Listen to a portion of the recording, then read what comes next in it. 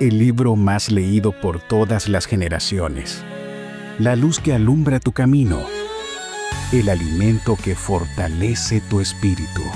Narrado por Wendy Necio Sub, la Biblia en 365 días.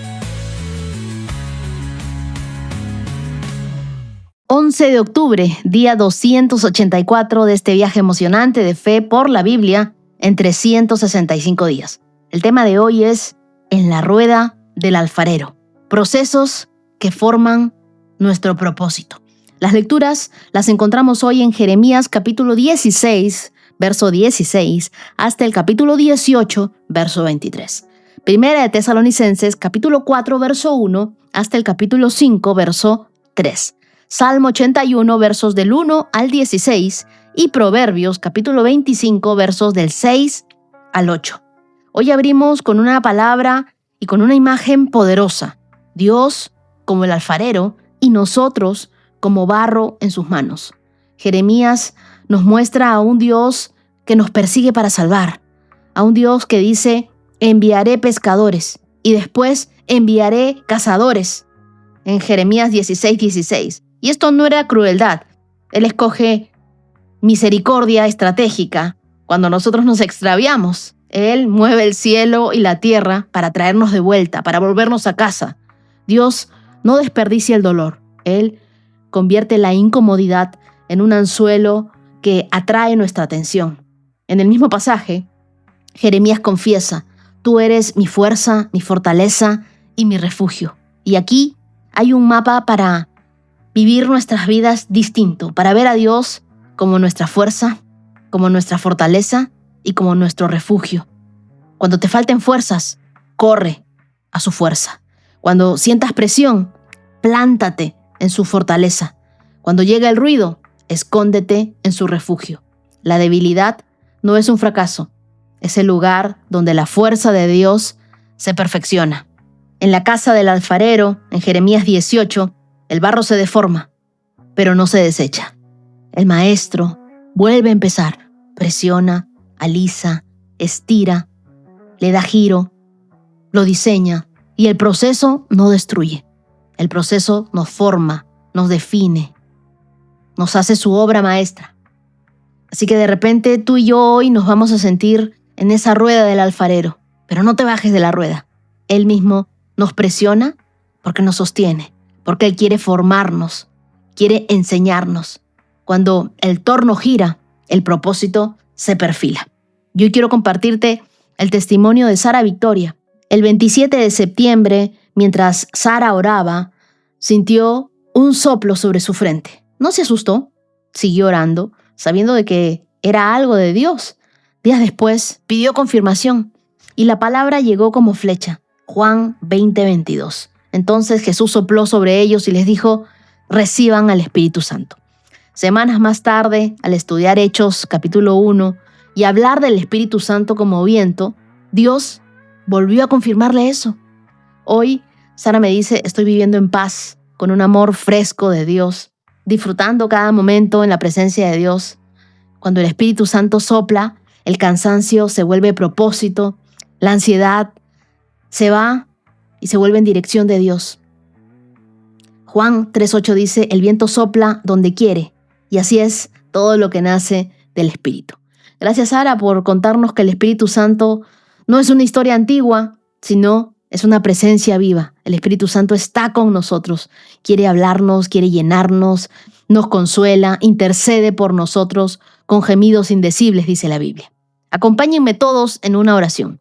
Señor, alfarero bueno, hoy me dejo moldear por ti. Cuando nos presionas, confiamos en ti. Cuando nos alisas, descansamos en ti, Dios. Cuando nos estiras, nos rendimos delante de ti. Te pedimos hoy, sé nuestra fuerza en el cansancio, sé nuestra fortaleza en la batalla, sé nuestro refugio en el ruido. Arranca todo lo engañoso de nuestro corazón, plántanos junto a tu río para florecer. Purifica nuestro cuerpo, ordena nuestros afectos, enséñanos a vivir en santidad, con esperanza, con expectativa, que nuestra adoración sea la memoria de tu fidelidad, que tengamos humildad, Dios. Sopla sobre nosotros, Espíritu Santo, y haz de este proceso un propósito que te glorifique. Háblanos siempre y enséñanos la palabra mientras la leemos. Destapa nuestros oídos espirituales. Hoy oramos en el nombre de Jesús. Amén. Y ahora te pido que tomes tu Biblia, tu lapicero, tu cuaderno, te abroches los cinturones. Comenzamos. Jeremías capítulo 16, verso 16. Ahora mandaré a llamar a muchos pescadores para que los capturen, dice el Señor. Mandaré a llamar a cazadores para que los cacen en los montes, en las colinas, en las cuevas. Los vigilo de cerca y veo cada pecado. No hay esperanza de que se escondan de mí. Duplicaré su castigo por todos sus pecados, porque han contaminado mi tierra con las imágenes sin vida de sus detestables dioses y han llenado mi territorio con sus hechos malignos. Señor, tú eres mi fuerza y fortaleza, mi refugio en el día de aflicción. Las naciones del mundo entero vendrán a ti y te dirán: nuestros antepasados nos han dejado una herencia despreciable, porque rendían culto a ídolos inútiles. ¿Acaso puede la gente hacer sus propios dioses? Esos no son dioses verdaderos en absoluto. El Señor dice: ahora les mostraré mi poder, ahora les mostraré mi fuerza. Al fin sabrán y entenderán que yo soy el Señor. Jeremías capítulo 17. El pecado de Judá está escrito con cincel de hierro, grabado con punta de diamante en su corazón de piedra y en las esquinas de sus altares. Incluso sus hijos van a rendir culto en altares paganos y en postes dedicados a la diosa Acera, debajo de todo árbol frondoso y sobre cada colina alta. Así que entregaré mi monte santo junto con todas sus riquezas y tesoros y santuarios paganos como botín a sus enemigos, porque el pecado corre desenfrenado en su tierra. La herencia maravillosa que ha reservado para ustedes se les escapará de las manos. Les diré a sus enemigos que los lleven cautivos a una tierra extranjera, pues mi enojo arde como un fuego que quemará para siempre. Esto dice el Señor: malditos son los que ponen su confianza en simples seres humanos, que se apoyan en la fuerza humana y apartan el corazón del Señor. Son como arbustos raquíticos del desierto, sin esperanza para el futuro. Vivirán en lugares desolados, en tierra despoblada y salada. Pero benditos son los que confían en el Señor y que han hecho que el Señor sea su esperanza y confianza. Son como árboles plantados junto a la ribera de un río, con raíces que se hunden en las aguas. A esos árboles no les afecta el calor, ni temen los largos meses de sequía. Sus hojas están siempre verdes y nunca dejan de producir fruto. El corazón humano es lo más engañoso que hay y extremadamente perverso. ¿Quién realmente sabe qué tan malo es? Pero yo, el Señor, investigo todos los corazones y examino las intenciones secretas. A todos les doy la debida recompensa según lo merecen sus acciones. Los que acaparan riquezas en forma injusta son como las perdices que empollan los huevos que no han puesto. En la mitad de la vida perderán sus riquezas. Al final se volverán unos pobres viejos tontos. Pero nosotros adoramos frente a tu trono eterno, puesto en alto y glorioso. Oh Señor, esperanza de Israel. Serán avergonzados todos los que se alejan de ti. Serán enterrados en el polvo de la tierra, porque han abandonado al Señor, la fuente de agua viva. Oh Señor, si me sanas, seré verdaderamente sano. Si me salvas, seré verdaderamente salvo. Mis alabanzas son solo para ti. La gente se burla de mí y dice: ¿cuál es este mensaje del Señor del que hablas? ¿Por qué no se cumplen tus predicciones? Señor, no he abandonado mi labor como pastor de tu rebaño, ni he insistido que mandes desastres. Tú has oído todo lo que dije. Señor, no me aterrorices. Solo tú eres mi esperanza en el día de la calamidad. Haz que se avergüencen y se desalienten todos los que me persiguen. Pero no dejes que sea yo el avergonzado y el desalentado. Haz que caiga sobre ellos un día de terror. Sí, haz que caiga sobre ellos doble destrucción. Esto me dijo el Señor: ve y párate a las puertas de Jerusalén, primero en la puerta donde el rey entra y sale, luego en cada una de las demás puertas. Dile a todo el pueblo: escuchen este mensaje del Señor, ustedes reyes de Judá y ustedes habitantes de Judá y todos los que viven en Jerusalén. Esto dice el Señor: escuchen mi advertencia, no comercien más en las puertas de Jerusalén en el día de descanso. no trabajen en el día de descanso, sino hagan que sea un día sagrado. Yo les di este mandato a sus antepasados, pero ellos no escucharon ni obedecieron. Tercamente rehusaron prestar atención o recibir mi disciplina. Pero si me obedecen, dice el Señor, y no comercian en las puertas ni trabajan en el día de descanso, y si lo guardan como día sagrado, entonces los reyes y sus funcionarios entrarán y saldrán para siempre por estas puertas. Siempre habrá un descendiente de David sentado en el trono aquí en Jerusalén. Los reyes y sus funcionarios siempre entrarán y saldrán en carros y a caballo por entre la gente de Judá. Y esta ciudad permanecerá para siempre desde todas partes de Jerusalén, desde las ciudades de Judá y Benjamín, desde las colinas occidentales y la zona montañosa. Y del Negev vendrá gente con sus ofrendas quemadas y sus sacrificios, traerán sus ofrendas de grano, incienso, las ofrendas de acción de gracias al templo del Señor. Sin embargo, si no me escuchan y se niegan a guardar como sagrado el día de descanso, y si ese día pasan mercadería por las puertas de Jerusalén como si fuera cualquier otro, entonces quemaré esas puertas. El fuego se extenderá a los palacios y nadie podrá apagar las llamas rugientes. Jeremías capítulo 18. El Señor le dio otro mensaje a Jeremías: baja al taller del alfarero y allí te hablaré. Así que hice lo que me dijo y encontré al alfarero trabajando en el torno. Pero la vasija que estaba formando no resultó como él esperaba, así que la aplastó y comenzó de nuevo. Después el Señor me dio este mensaje: oh Israel, ¿no puede hacer contigo lo mismo que hizo el alfarero con el barro? De la misma manera que el barro está en manos del alfarero, así estás en mis manos. Si anuncio que voy a desarraigar, a derribar y a destruir a cierta nación o a cierto reino, pero luego esa nación renuncia a sus malos caminos, no la destruiré como lo había planeado. Y si anuncio que plantaré y edificaré cierta nación o cierto reino, pero después esa nación hace lo malo y se niega a obedecerme, no la bendeciré como dije que lo haría. Por lo tanto, Jeremías, advierte a todo Judá y a Jerusalén y diles: esto dice el Señor, en vez de algo bueno, les tengo preparado un desastre. Así que cada uno de ustedes abandone sus malos caminos y haga lo correcto. Sin embargo, el pueblo respondió: no gastes saliva, continuaremos viviendo como se nos antoja y con terquedad seguiremos nuestros propios malos deseos. Así que esto dice el Señor: ¿acaso alguien ha oído semejante cosa aún entre las naciones paganas? Israel, mi hija virgen, ha hecho algo terrible. ¿Acaso la nieve desaparece de las cumbres del Líbano? ¿Quedan secos los arroyos helados que fluyen de esas montañas distantes?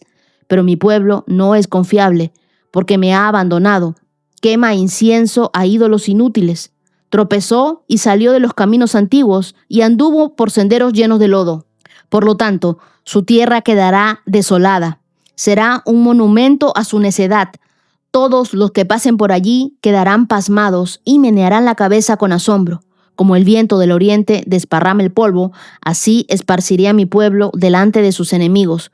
Cuando tengan dificultades, les daré la espada, y no prestaré atención a su aflicción. Entonces el pueblo dijo: vengan, busquemos la manera de detener a Jeremías.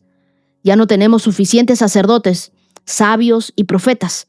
No necesitamos que él enseñe la palabra, ni que nos dé consejos ni profecías. Hagamos correr rumores acerca de él y no hagamos caso a lo que dice.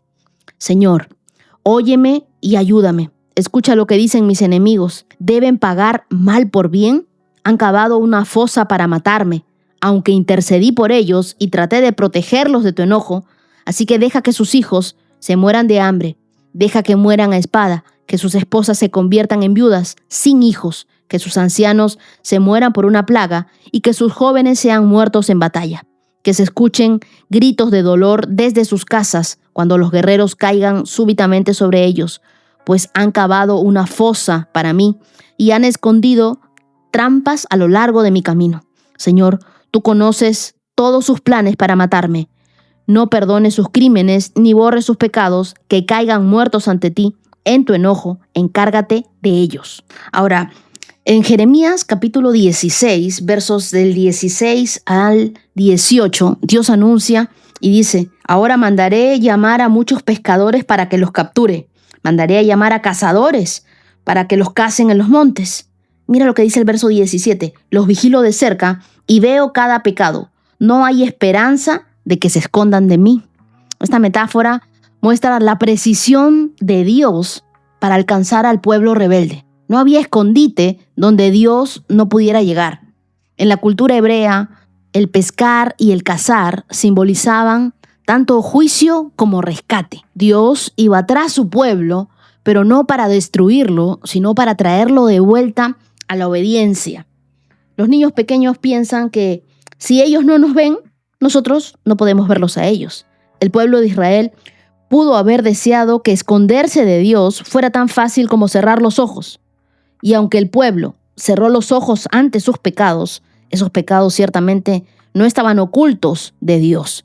No es posible engañar a quien ve todo. Tú tienes de repente alguna actitud, algún hábito pecaminoso que esperas que Dios no sepa. Bueno, Él lo conoce todo. A Él no podemos mentirle.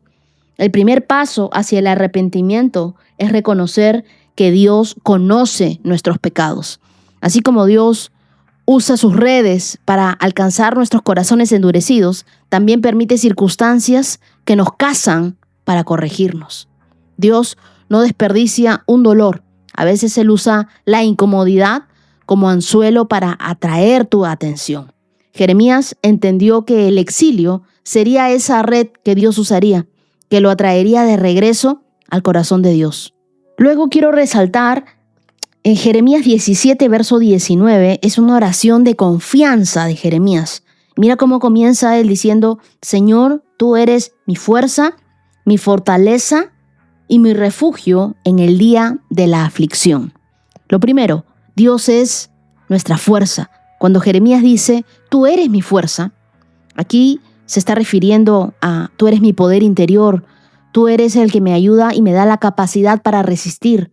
No se trata solo de una energía física, sino del poder que nos levanta cuando sentimos que ya no podemos más. Jeremías estaba exhausto por el rechazo del pueblo, pero entendió que su energía no dependía de su ánimo, sino de la presencia de Dios en él. Cuando tu fe se debilita, tu dependencia de Dios se fortalece.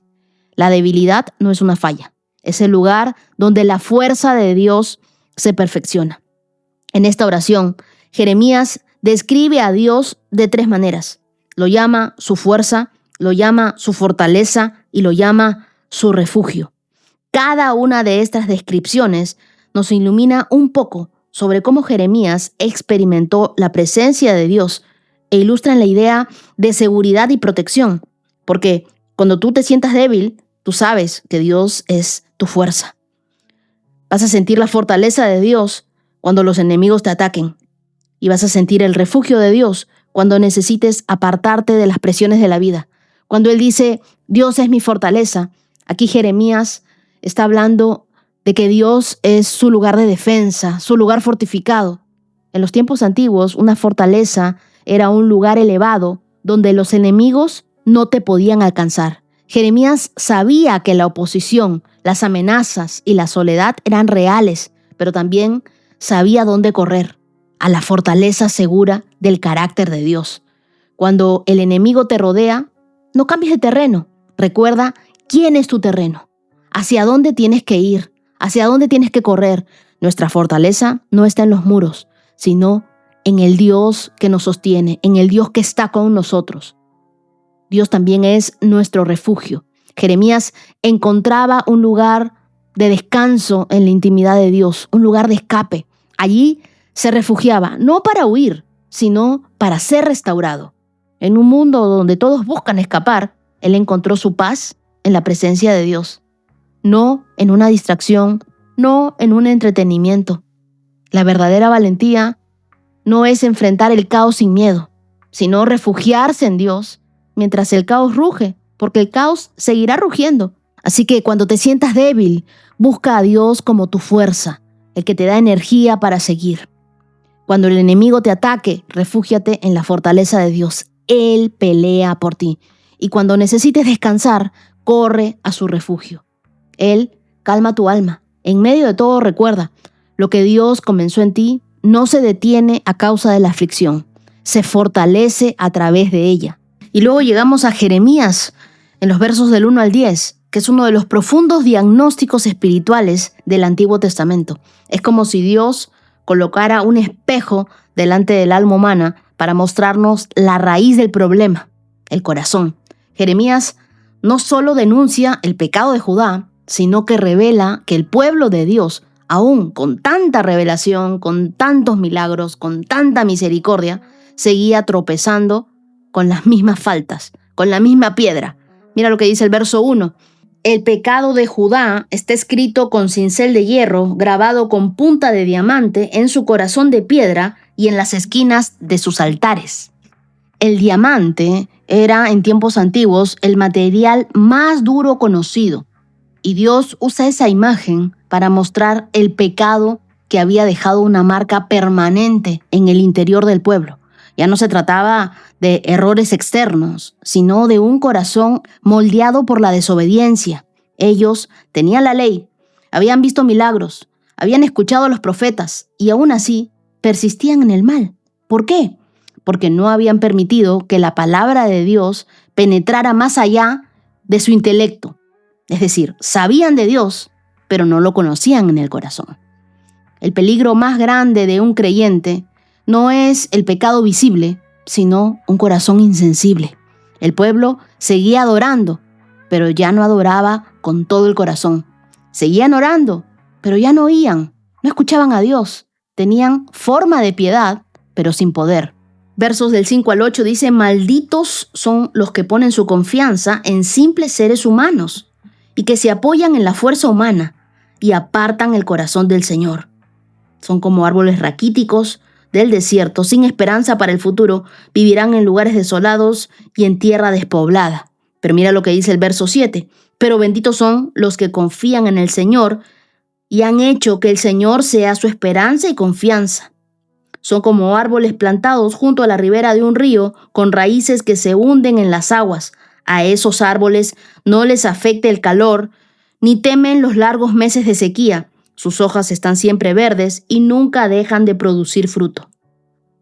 Entonces Jeremías contrasta dos estilos de vida: el que confía en sí mismo y el que confía en Dios. El primero es como un arbusto seco en el desierto, sin raíces, sin sombra, sin fruto. Se marchita cuando llegan las pruebas. El segundo es como un árbol junto al río, que crece, que da fruto, que permanece verde aún con el calor más intenso. Esta metáfora conecta claramente con el Salmo 1, con la vida del justo, que no depende del clima, sino de la fuente, de Dios. Cuando nosotros confiamos en nosotros mismos, nuestras raíces se hunden en la arena del ego, pero cuando nosotros confiamos en Dios, nuestras raíces beben de la presencia de Dios, crecen fuertes. Tu fe no se prueba cuando todo sale bien, sino cuando las circunstancias te desafían a mantenerte firme. Los que confían en Dios no solo sobreviven, florecen en medio de la sequía, se fortalecen en medio de las pruebas. Y luego versos 9 y 10 dice: el corazón humano es lo más engañoso que hay y extremadamente perverso. ¿Quién realmente sabe qué tan malo es? Pero yo, el Señor, investigo todos los corazones y examino las intenciones secretas. A todos les doy la debida recompensa según lo merecen sus acciones. El corazón representaba la mente, el razonamiento, la voluntad, pero no era solo el centro de los sentimientos, sino del discernimiento. Jeremías dice que el pecado no solo afecta lo que sentimos, sino cómo pensamos y también cómo decidimos.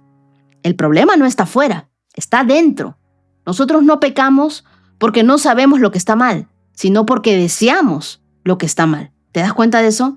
Solo Dios puede sanar esto. Como dice Ezequiel capítulo 36, verso 26. Les daré un corazón nuevo y pondré un espíritu nuevo dentro de ustedes.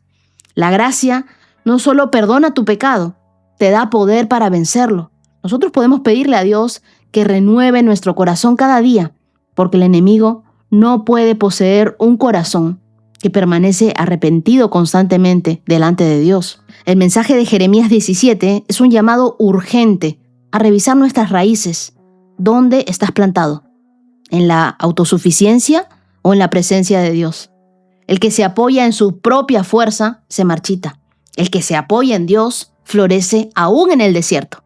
Los que echan raíces en Dios no viven por temporadas, viven por convicción. Si nosotros queremos permanecer firmes, debemos cultivar un corazón sensible, un oído dispuesto y una confianza inamovible en Dios. Y por último, Jeremías, capítulo 18, versos del 1 al 10. Cuando Jeremías baja a la casa del alfarero, ve un barro deformado en sus manos. Pero el alfarero no desecha la arcilla, sino que la vuelve a moldear. En la antigüedad, el barro era un material barato, pero en las manos hábiles de un alfarero se convertía en una vasija útil. Así somos nosotros, como el barro, imperfectos, frágiles, pero sostenidos por el toque paciente de Dios, por el mejor alfarero. Dios es el alfarero, nosotros el barro. ¿Y qué quiero decirte con esto? Que Dios no nos desecha cuando nosotros fallamos. Dios no rompe lo que puede restaurar. Él lo comienza otra vez. En la rueda del alfarero, el movimiento constante simboliza los procesos. Cada giro es una temporada de vida donde Dios te presiona, te alisa, te estira, vuelve a ponerte en su rueda. Y cuando nosotros sentimos presión, Él está formando algo en nosotros. Estamos en ese proceso, en manos del alfarero, pero ese proceso no nos destruye. Ese proceso nos moldea, ese proceso nos define, ese proceso nos enseña que Dios nos tiene en sus manos. Y aunque duele, porque todo moldeado duele, Dios está haciendo algo maravilloso, su obra maestra en nosotros. Pero ¿qué pasaba con el pueblo? Versos del 11 al 17. Dios envía un último llamado: deténganse de su mal camino. Pero el pueblo responde: no tiene caso, seguiremos nuestros propios planes, nuestros propios deseos. Y aquí se revela una verdad espiritual muy profunda. Cuando una persona deja de oír, su corazón se endurece como el barro fuera del torno. El juicio no llega porque Dios se haya alejado, sino porque el hombre decidió endurecerse. El barro seco no se puede moldear, solo se quiebra. Cuando Dios deja de hablar, es porque ya lo ha dicho todo y espera nuestra respuesta. Muchos de nosotros nos endurecemos. Le decimos: Dios, he dejado de estar en tus manos, has dejado de hablarme, has dejado que me seque. Pero me llama mucho la atención la oración de Jeremías. En los versos del 18 al 23, Jeremías se siente traicionado. El pueblo planea su muerte. Él comienza a clamar a Dios pidiendo justicia y muestra su lado más humano. Él estaba dolido. ¿Y qué hace Dios? Dios no reprende su emoción. Acepta su honestidad como parte del proceso, porque la fe no es negar el dolor, sino seguir sirviendo aún con lágrimas. Y el enemigo no teme a los perfectos. Él teme a los perseverantes, a los que continúan a pesar de la prueba, a pesar del desierto, a pesar de caminar en el valle de la aflicción. Jeremías muestra que los siervos de Dios también se cansan, pero que su fuerza está en la intimidad con Dios, en esa relación personal que uno tiene con Dios, en esa oración, en esos tiempos de intimidad. Debemos dejar que Dios nos moldee. Si tú el día de hoy sientes presión, no te resistas. Estás en la rueda del alfarero. Muchas veces ahí el Señor va a ir sacando piedritas, pequeñas asperezas, pequeñas pajitas que no deben estar para que nosotros seamos formados. Permite que tu historia sea reescrita. Lo que parece quebrado puede ser transformado en un propósito de Dios.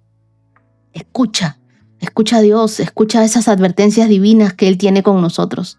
Cada corrección de Dios es una invitación a la restauración. Él nunca te corrige para destruirte. Él te hace de nuevo. Quita ese corazón endurecido.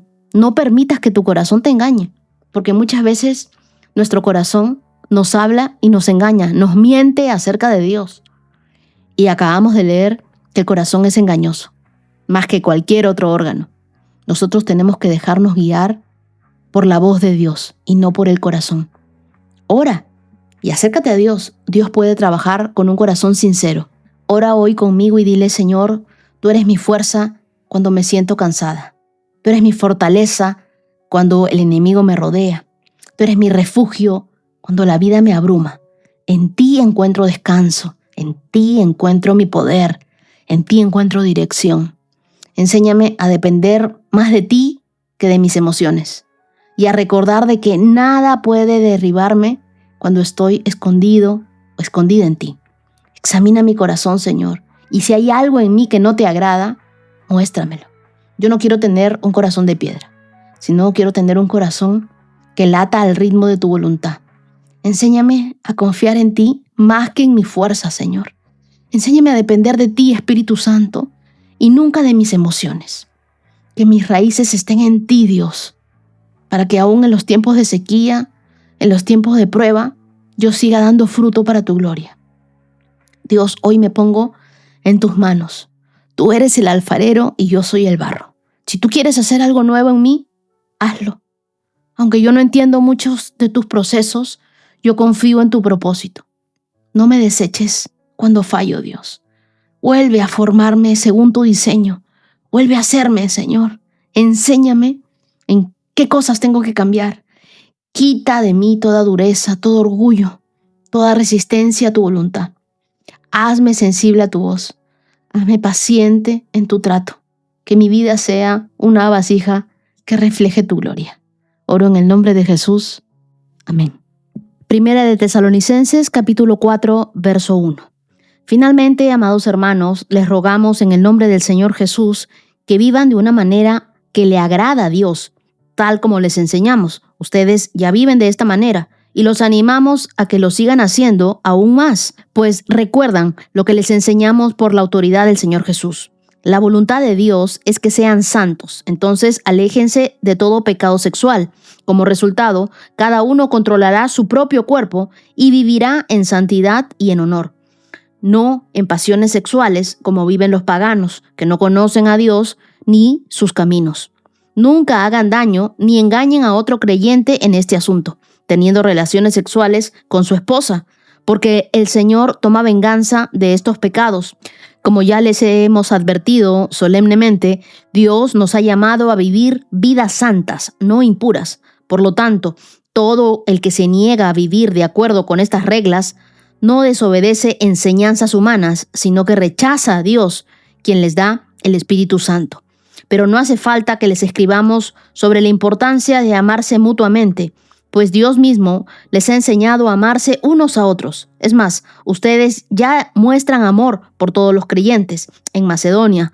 Aún así, amados hermanos, les rogamos que los amen todavía más. Pónganse como objetivo vivir una vida tranquila. Ocúpense de sus propios asuntos y trabajen con sus manos, tal como los instruimos anteriormente. Entonces, aquellos que no son creyentes respetarán la manera en que ustedes viven y ustedes no tendrán que depender de otros.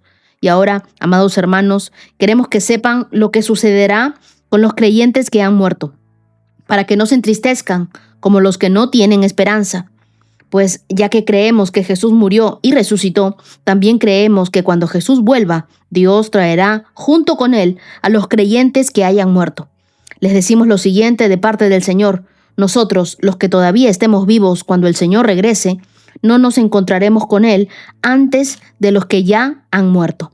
Pues el Señor mismo descenderá del cielo con un grito de mando, con voz de arcángel, con el llamado de trompeta de Dios. Primero, los creyentes que hayan muerto se levantarán de sus tumbas. Luego, junto con ellos nosotros, los que aún sigamos vivos sobre la tierra, seremos arrebatados en las nubes para encontrarnos con el Señor en el aire. Entonces, estaremos con el Señor para siempre.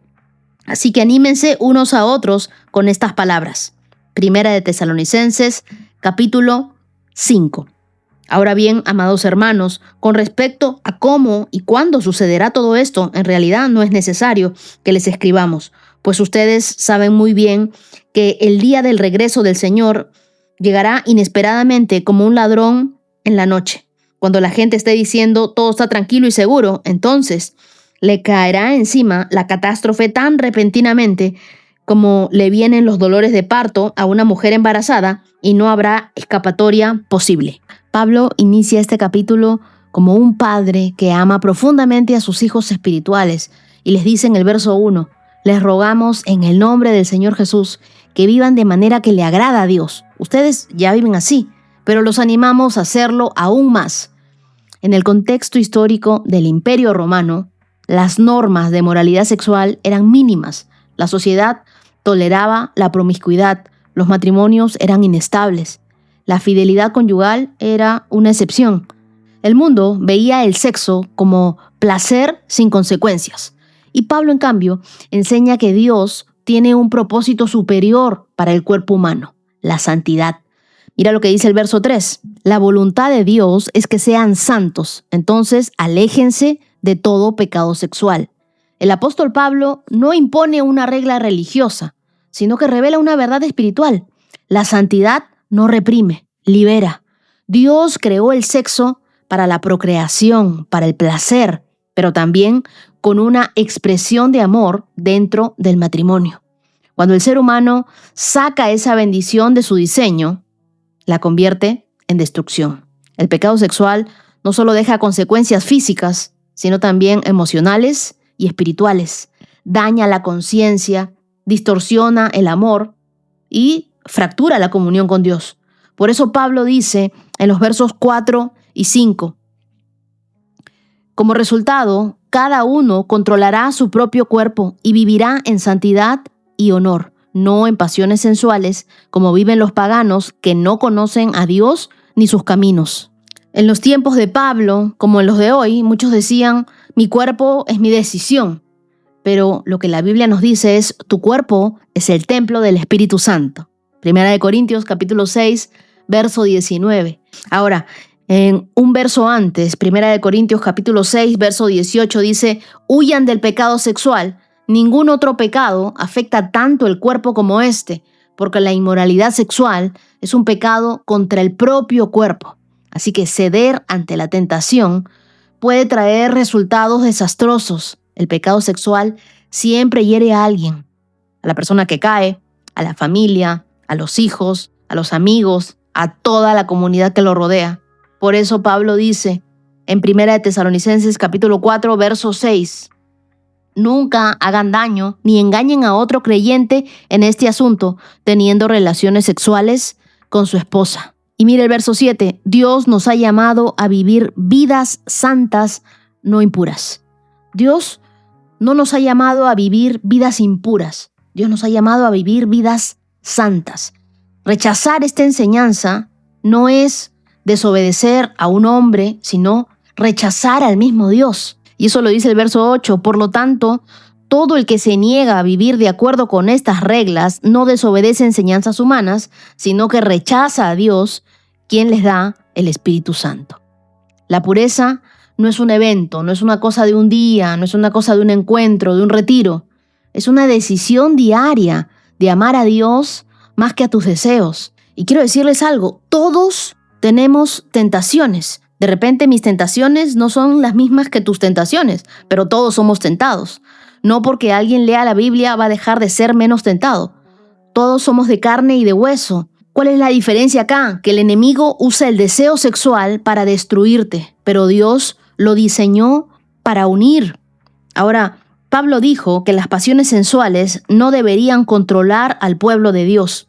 Algunos argumentan que si ya pecaron al tener pensamientos sensuales, ya no importa si también cometen actos sensuales. Actuar conforme a los deseos pecaminosos es dañino de varias maneras. Primero, hace que las personas justifiquen su pecado en vez de dejar de pecar. Segundo, destruye matrimonios. Tercero, es una rebelión intencional en contra de la palabra de Dios. Y cuarto, siempre hiere a alguien más, aparte del que comete el pecado. En el verso 6, los apóstoles estaban exhortando a los tesalonicenses a mantener las relaciones sexuales dentro del vínculo matrimonial. Esta es una exhortación que necesita ser obedecida urgentemente en nuestros días, debido a la abundancia del pecado sexual entre nosotros. Después Pablo pasa de la pureza al amor fraternal en el verso 9, donde dice, pero no hace falta que les escribamos sobre la importancia de amarse mutuamente, pues Dios mismo les ha enseñado a amarse unos a otros. El amor verdadero nace de un corazón limpio. No existe santidad sin amor, ni amor sin pureza. Cuando el corazón es santo, puede amar sin condiciones y servir sin intereses. Y luego en el verso 11, Pablo nos da un consejo grande. Dice, pónganse como objetivo vivir una vida tranquila.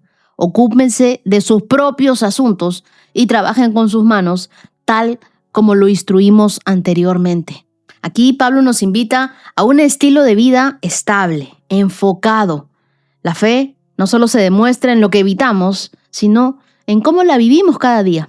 Un creyente maduro trabaja con excelencia, evita comparaciones, vive una vida tranquila, se ocupa de sus propios asuntos, no está buscando enterarse el de los demás.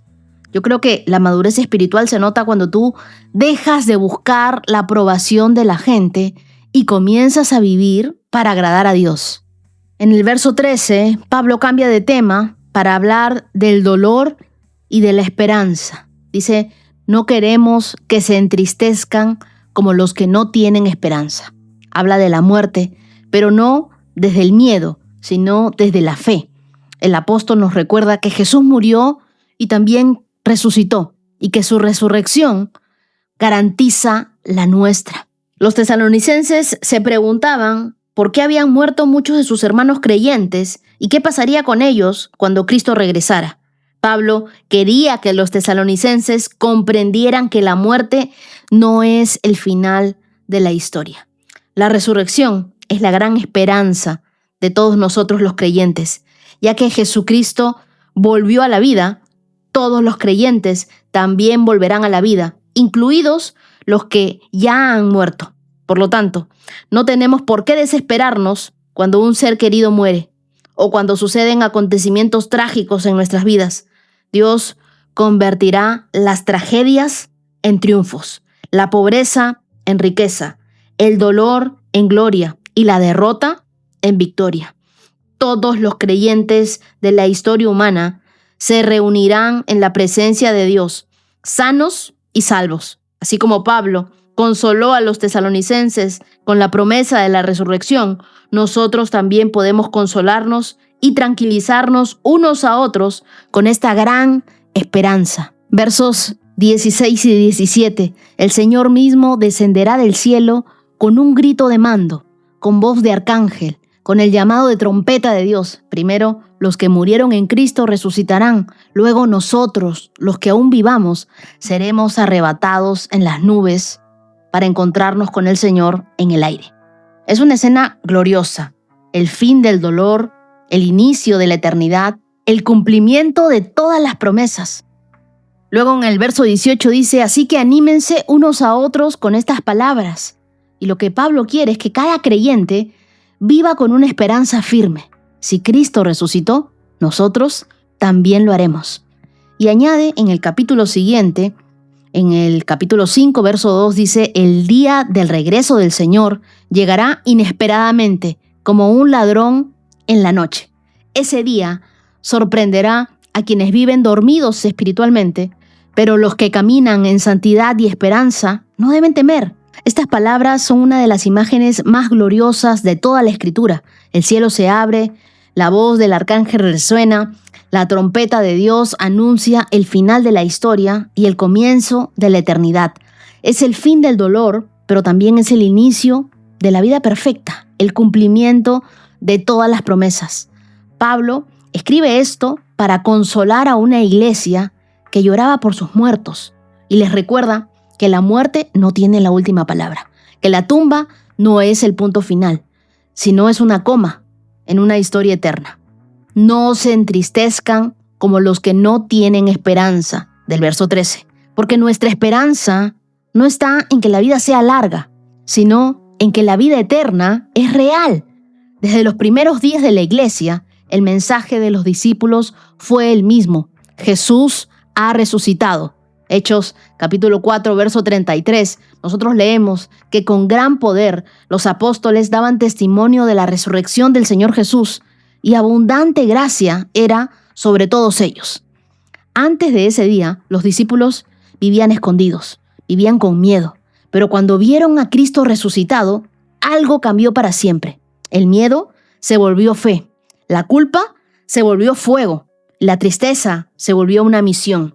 La resurrección no fue un mito, no fue una historia, fue el alimento de nuestra esperanza. Fue un hecho que transformó toda la existencia.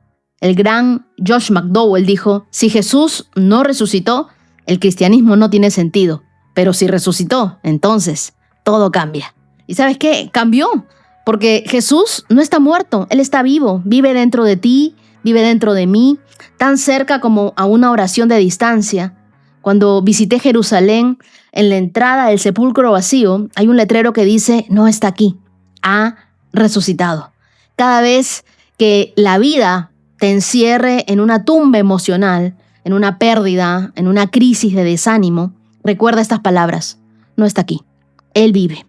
La resurrección fue la validación divina de todo lo que Jesús dijo y prometió. Romanos capítulo 1, verso 4 lo confirma. Jesús fue declarado Hijo de Dios con poder, según el Espíritu de Santidad, por la resurrección entre los muertos. Y Romanos 8:11 dice, el mismo Espíritu que levantó a Jesús de los muertos vive en ustedes. Eso significa que el poder que levantó a Cristo del sepulcro también puede levantar tu fe, tu propósito, tus sueños. La resurrección fue capaz de revertir 3 días de oscuridad y puede revertir años de dolor. Cuando todo parezca terminado, Dios todavía puede decir, levántate. Él levantó a Lázaro, levantó a Jesús y te levantará a ti. Quizá algo quiso sepultar tu esperanza, tu confianza, tus ganas de servir, pero el poder de la resurrección sigue actuando. Donde el enemigo ve una tumba, Dios ve un escenario para su gloria. Pablo también escribió en 1 Corintios capítulo 15, verso 55, ¿dónde está, oh muerte, tu victoria? ¿Dónde está, oh muerte, tu aguijón? En Filipenses 3:10 él declara, quiero conocer a Cristo y experimentar el poder que lo levantó de los muertos. La resurrección no solo cambió el destino eterno del creyente, también transforma nuestro presente. Nos enseña que nada está realmente perdido cuando Dios está en nuestra historia. Por eso que cuando Pablo nos dice en 1 Tesalonicenses capítulo 5, verso 2, el día del Señor llegará como ladrón en la noche, esto no busca generar miedo en nosotros, sino expectativa. Ese día no será un final para los que esperan, sino el comienzo de todo lo que anhelamos. Los que estén vivos serán transformados, los que durmieron serán resucitados y todos juntos nos encontraremos con el Señor en el aire. Cristo no volverá a sufrir, Él volverá a reinar. Quiero que tengas esto en mente. Si el Calvario fue la herida, la resurrección fue la cicatriz gloriosa que prueba que la muerte no venció. Porque Él vive y no hay tumba que pueda encerrar ese gran propósito de Dios. Así que puedes hoy repetir conmigo, Jesús vive en mí y porque Él vive, yo también viviré. Quiero que aprendas a vivir con esperanza. Cuando enfrentes la muerte, una pérdida, un silencio, recuerda que lo que hoy duele, mañana será tu testimonio. Sométete a diario a Dios. Presenta tus deseos y dile, Señor, yo quiero que tú gobiernes mis pensamientos, mi cuerpo, mis emociones. Huye del pecado sexual.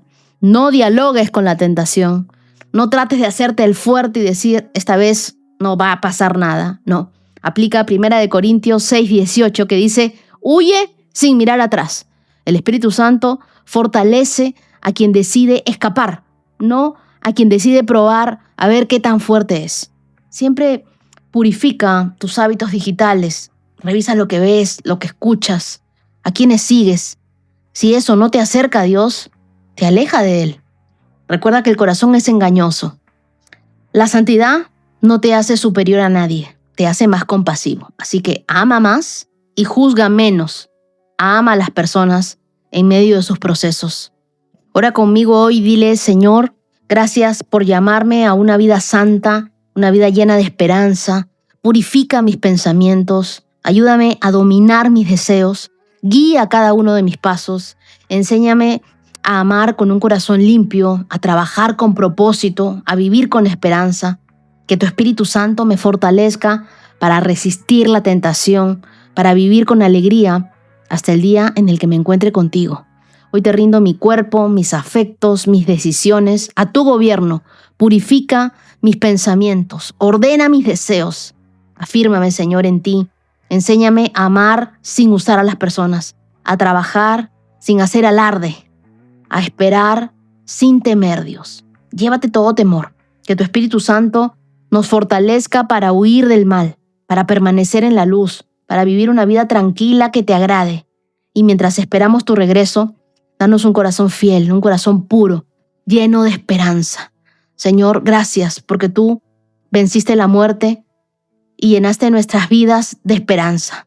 Gracias porque la tumba vacía me recuerda que ningún final es definitivo cuando tú estás presente. Resucita en mí y en cada uno de los que escucha mi voz todo lo que se apagó. Renueva nuestras fuerzas, restaura nuestra fe y recuérdanos que un día te veremos cara a cara. Mientras espero, viviré para honrarte y compartir la esperanza que tú me diste. Oro en el nombre de Jesús. Amén. Salmo 81. Entonen alabanzas a Dios, nuestra fuerza. Canten al Dios de Jacob. Canten, toquen la pandereta, hagan sonar la dulce lira y el arpa. Toquen el cuerno del carnero en la luna nueva y una y otra vez en la luna llena para convocar a un festival, pues los decretos de Israel así lo exigen. Es una ordenanza del Dios de Jacob. Él lo hizo ley para Israel, cuando atacó a Egipto para ponernos en libertad. Oí una voz desconocida que decía: ahora quitaré la carga de tus hombros, liberaré tus manos de las tareas pesadas. Clamaste a mí cuando estabas en apuros y yo te salvé. Respondí desde el nubarrón y puse a prueba tu fe cuando no había agua en Meribá. Escúchame, pueblo mío, en tanto te doy severas advertencias. Oh Israel, si tan solo me escucharas. Jamás debes tener un Dios extranjero. Nunca debes inclinarte frente a un Dios falso, pues fui yo, el Señor tu Dios, quien te rescató de la tierra de Egipto. Abre bien tu boca y la llenaré de cosas buenas. Pero no, mi pueblo no quiso escuchar. Israel no quiso que estuviera cerca. Así que dejé que siguiera sus tercos deseos y que viviera según sus propias ideas. Oh, si mi pueblo me escuchara, oh Israel, me siguiera y caminara por mis senderos, qué rápido sometería a sus adversarios, qué pronto pondría mis manos sobre sus enemigos. Los que odian al Señor se arrastrarían delante de Él, quedarían condenados para siempre. Pero a ustedes los alimentaría con el mejor trigo, los saciaría con miel silvestre de la roca. Este Salmo 81 es un llamado poderoso a una adoración sincera y a la obediencia del corazón. Fue escrito por Asaf y este salmo mezcla alegría y advertencia.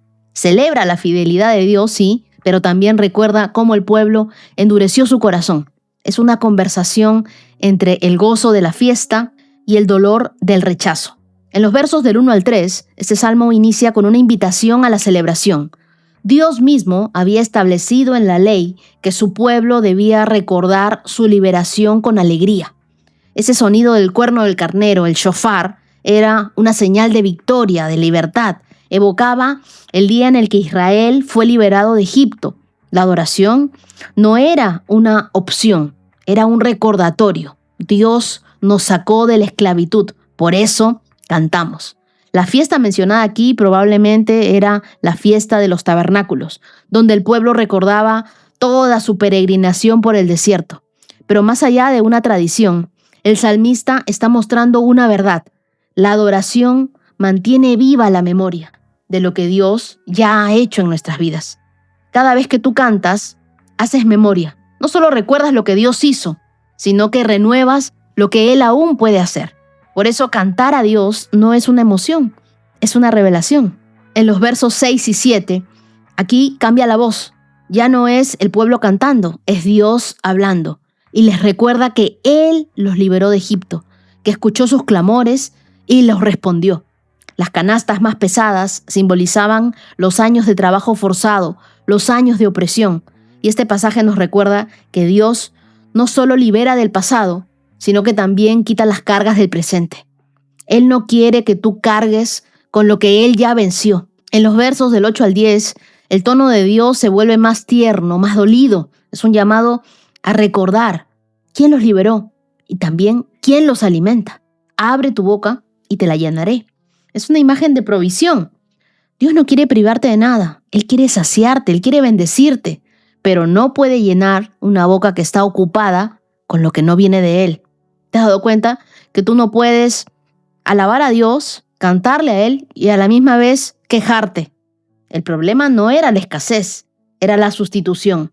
Israel no dejó de adorar, simplemente comenzó a adorar mal.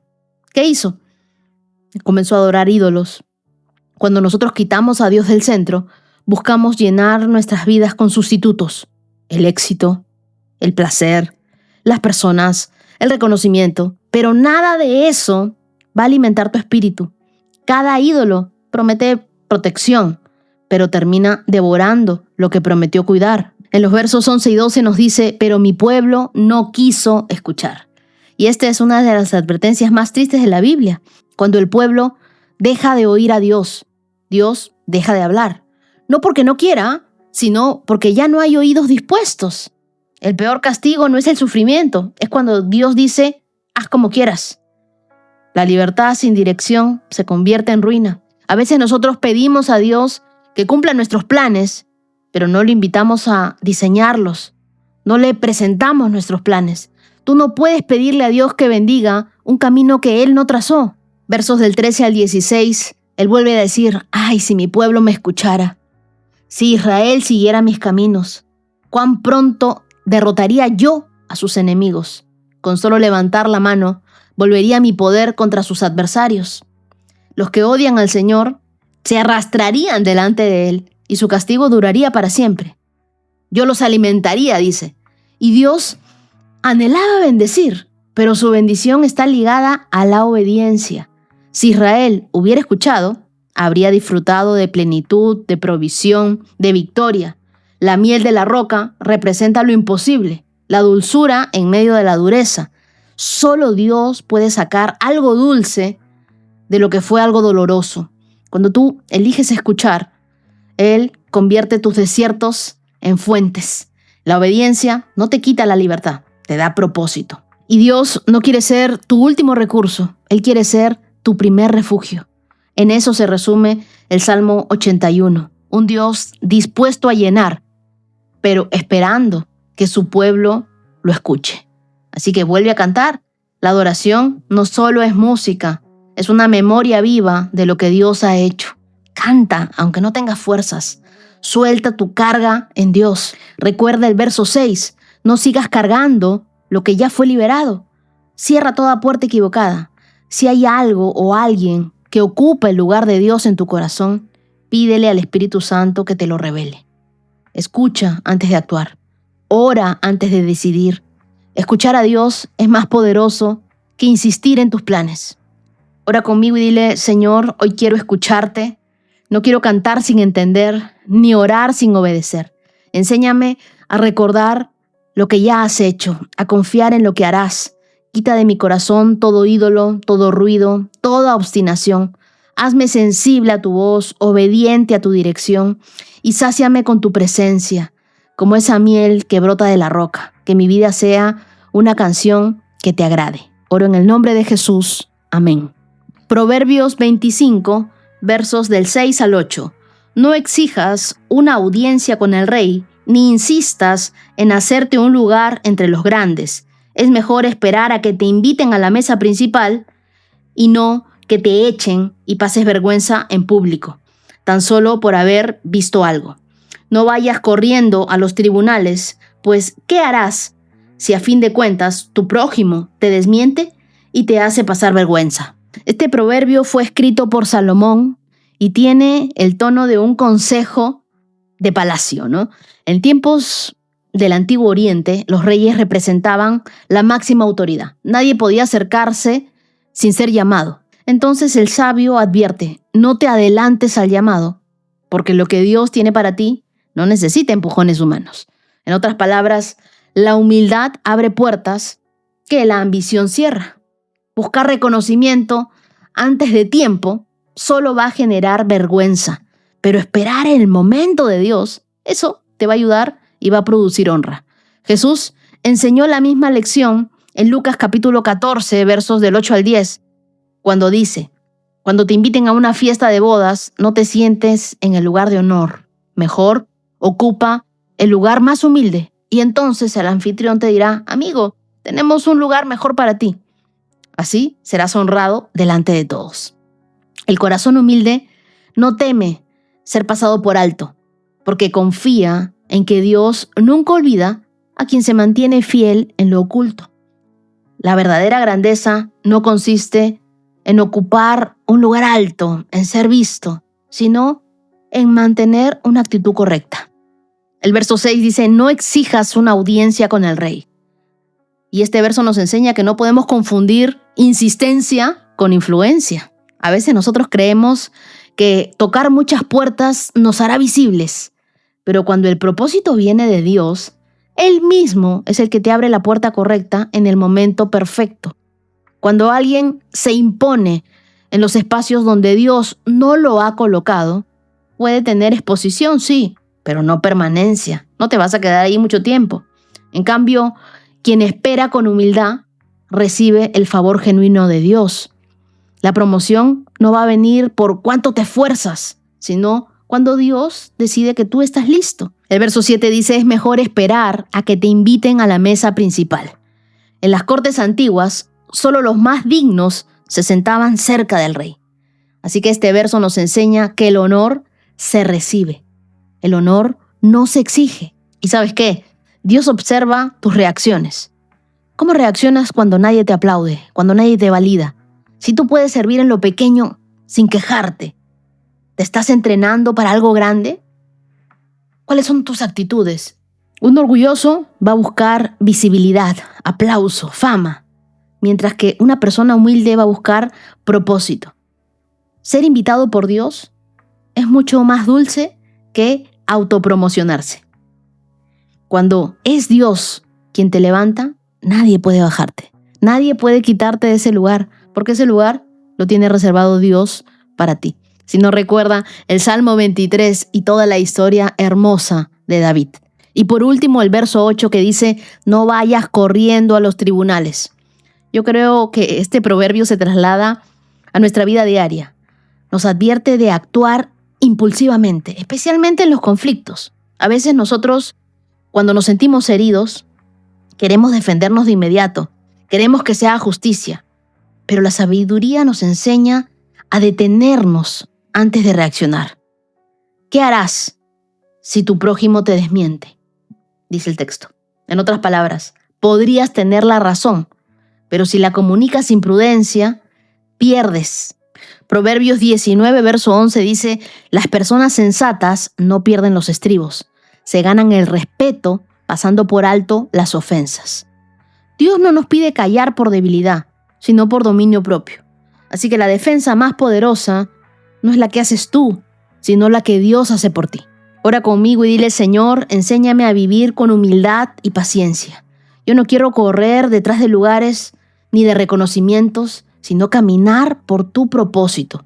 Ayúdame a esperar tu invitación, a no competir por la aprobación humana. Dame prudencia para callar cuando quiera defenderme. Dame sabiduría para actuar cuando tú me llames. Yo prefiero estar en tu tiempo y en tu voluntad que en cualquier lugar de honor sin ti. Oro en el nombre de Jesús. Amén. Día 284, check.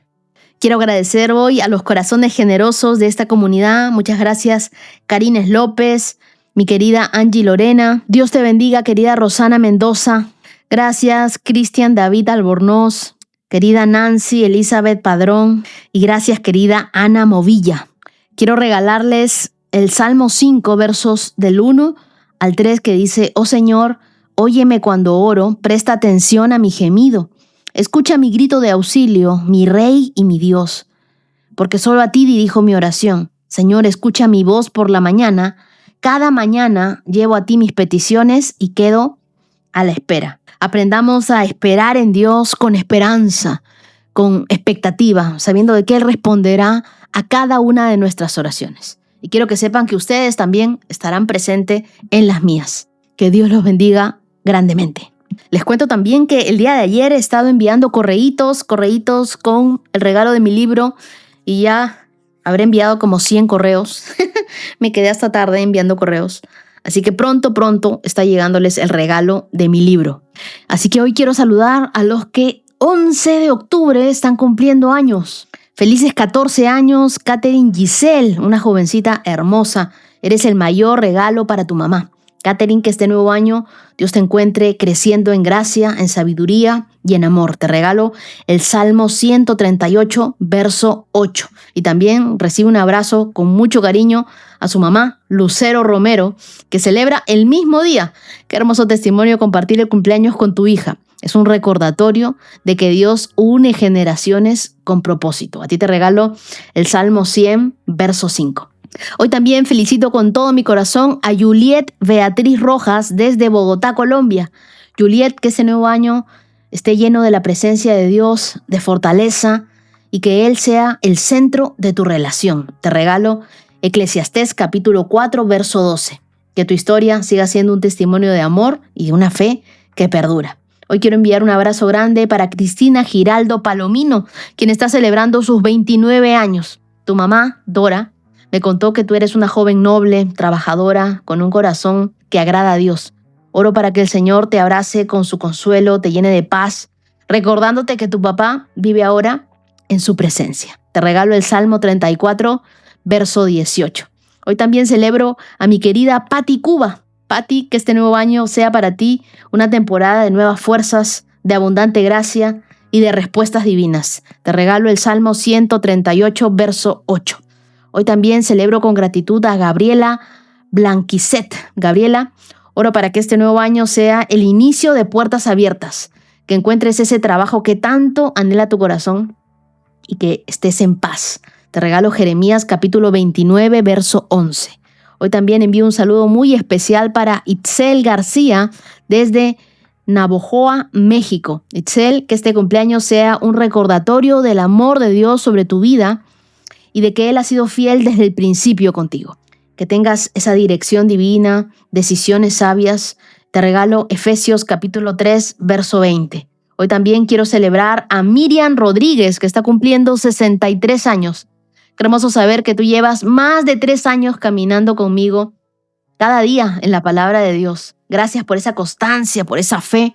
Yo oro para que este nuevo año esté lleno de salud, de promesas cumplidas y de alegría en tu corazón. Te regalo Isaías capítulo 40, verso 31. Desde Alajuela, Costa Rica, celebro la vida de Graving Leiva.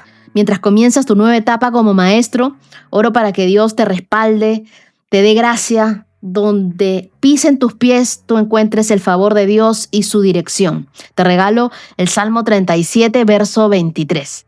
Hoy también envío un saludo en sus 19 años a Andrés García Zapata.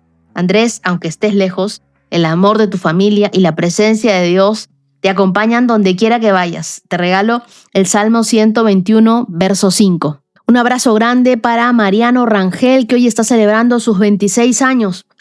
Mónica, qué hermoso saber que tú oras fielmente por tu hijo. Dios escucha cada una de esas palabras que levantas por tu familia. Te regalo Josué, capítulo 24, verso 15. Hoy también quiero enviar un saludo hasta Francia para Hanna Fernández Yunis, que hoy está celebrando 1 año más de vida. Hanna, aunque la distancia los separe, el amor, las oraciones de tu familia te rodean. Oro para que el Señor te llene de propósito, de alegría y de nuevas fuerzas. Te regalo el Salmo 138, verso 8. Y hoy también quiero enviar un saludo muy especial para Cindy Daniela Arteche. Tu amiga Valentina agradece a Dios por tu vida, por la amistad que las une. Yo oro para que el Señor siga formando en ti a la mujer que soñó, una mujer fuerte, sabia y llena de propósito. Te regalo Isaías capítulo 58, verso 11. Feliz cumpleaños para Margarita Tordesilla, la querida mamita de Ruth. Oro para que el Señor renueve tus fuerzas, te regale muchos más años de salud, de paz. Ruth, qué hermoso detalle viajar para celebrar con ella y compartir la palabra de Dios juntas. Te regalo el Salmo 147, verso 30, y les deseo a las dos que tengan un hermoso reencuentro. Desde Londres, Inglaterra, también quiero enviar un saludo muy especial para Nicole, de parte de su hermana Wendy Carolina, que la ama profundamente.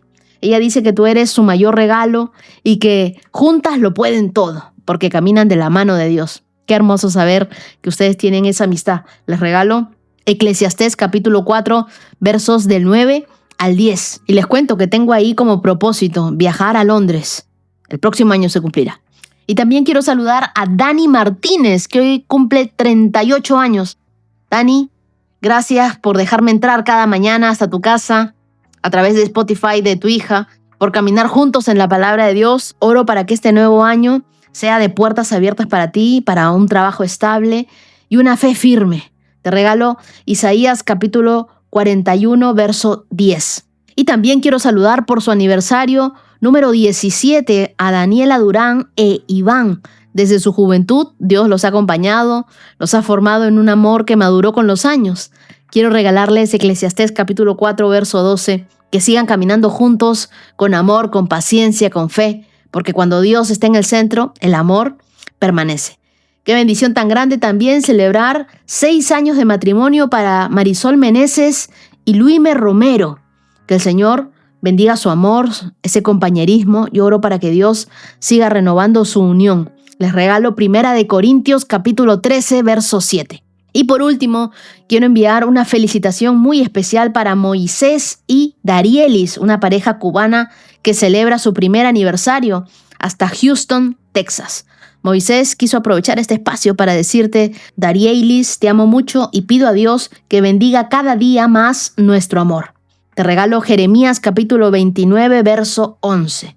Que el Señor los bendiga, los proteja, les conceda de su paz. Números capítulo 6, versos 24 al 26. Que tengan un lindo aniversario, Moisés y Darielis. Gracias, querida comunidad, por acompañarme hasta aquí. Deseo que la paz, el amor y la bondad de Dios los persiga. Que tengan un lindo día. Bendiciones. 365 con Dios, con Wendy Necio Sub.